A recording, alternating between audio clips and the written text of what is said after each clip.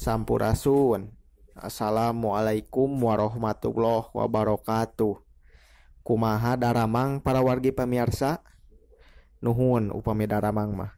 Margi eta pisan anu ku urang sadaya dipiharap siang kalayan wengi.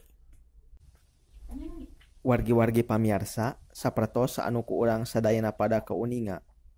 Wireh dina danget ayeuna dunya nuju genjleung ku hiji panyakit sasalad. Sasalad anu lain bae ngadatangkeun ancaman pikeun kasehatan, tapi oge jadi lantaran urang gejed dina ngalengkah. Di nagara lega nepi ka nagara heureut, di nagara miskin nepi ka nagara beunghar, oge ti nagara maju nepi ka nagara tinggaleun, nu bule, nu hideung, nu koneng, nu peang, teu pilih-pilih, hampir kabeh aya nu katerap. Ku kituna, saalam dunya jadi riweuh. Tapi dina danget ayeuna lain riweuh ku urusan ekonomi jeung politik siga sasari, tapi riweuh ku urusan nyieun tarekah pikeun ngungkulan sasalad virus corona anu asalna ti Cina. Tiap nagara metukeun rupa-rupa upaya jeung tarekah pikeun nyinglar ieu virus, tur meruhkeun pangeusih nagara anu kabeneran geus kaburu katerap ku virus. Tarekah anu pangumumna nyaeta nyieun jarak sosial, atawa anu populer disebut social distancing. Antar hiji jelema jeung jelema sejenna dipiharap pikeun ngajaga jarak dina jarak anu geus ditangtukeun. Kabeh pada ngaranju, sabab jelema anu dina kahirupan sasarina biasana pagiling gisik jeung jelema sejenna, kiwari kudu ngabiasakeun hirup dina cara anu anyar nu mata kagok. Tapi tetela eta upaya teh henteu cukup. Sabab sasarad virus angger teu suda, tur korban akibat virus beuki sumebar ka mana-mana. Ku kituna meh unggal nagara ngaronjatkeun deui tarekah ngaliwatan aturan anu leuwih meraket. Anu dina kasus di nagara urang, tarekah anu dipilih nyaeta ngaliwatan pembatasan sosial berskala besar atawa anu disingkat jadi PSBB teh.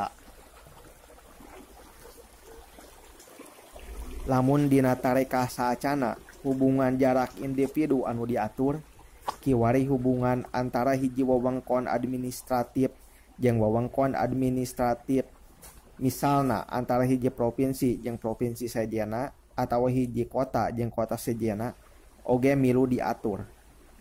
Loba tempat anu kapaksa kudu tutup. Loba tempat usaha anu kapaksa kudu tutup.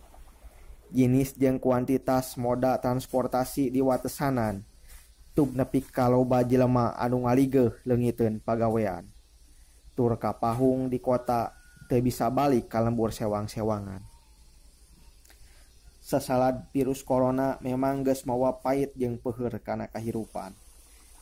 Tapi parandene kitu, kahirupan kudu terus lumangsung dibarengan kasumengatan jeung kayakinan. Sabab taya musibat tanpa wekasan.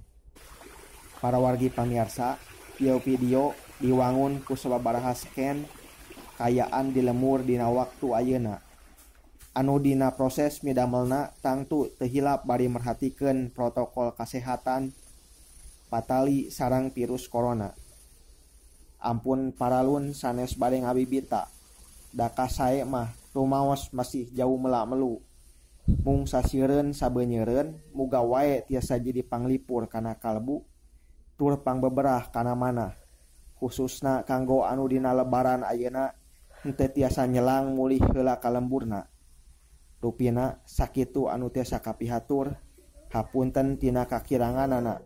Wassalamualaikum warahmatullahi wabarakatuh. Wilujeng nyaksian.